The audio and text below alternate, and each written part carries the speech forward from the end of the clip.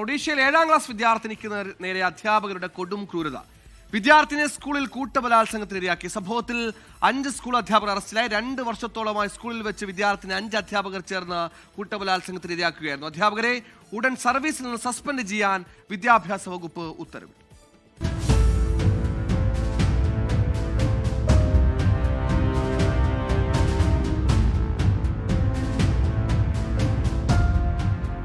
പെൺകുട്ടി തന്റെ ദുരനുഭവം അമ്മയോട് വെളിപ്പെടുത്തിയതോടെയാണ് സംഭവം പുറം ലോകമറിഞ്ഞത്.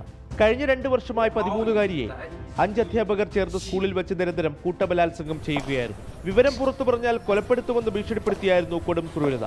ഒരു വനിതാ അധ്യാപക ഉൾപ്പെടെയുള്ള മറ്റ് ജീവനക്കാർ പ്രതികളെ സംരക്ഷിക്കാൻ ശ്രമിച്ചതായും ആരോപണമുണ്ട്. സംഭവത്തിൽ പോക്സോ നിയമപ്രകാരവും ഭാരതീയ ന്യായ സംഹിതയിലെ വിവിധ വകുപ്പുകൾ പ്രകാരവും പോലീസ് കേസെടുത്തു. സ്കൂളിൽ പരാതിപ്പെട്ടിട്ടും നടപടിയുണ്ടായില്ലെന്നും കുടുംബം ആരോപിച്ചു. അതേസമയം ചൈൽഡ് വെൽഫെയർ കമ്മിറ്റിയിൽ പരാതി എത്തിയപ്പോഴാണ് ഇക്കാര്യം അറിഞ്ഞതെന്നാണ് സ്കൂൾ പ്രിൻസിപ്പലിന്റെ വാദം.